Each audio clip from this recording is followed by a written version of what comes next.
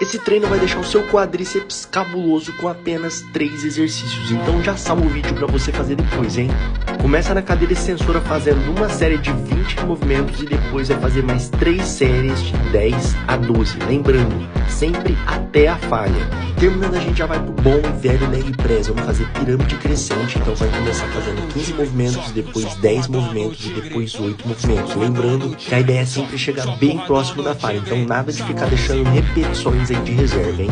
Depois a gente vai para um dos exercícios mais temidos da musculação, que é a passada com halter. Vamos fazer esse movimento mais curtinho, vamos fazer 3 séries de 10 a 12 movimentos. Lembrando, não deixe repetições de sobra, hein?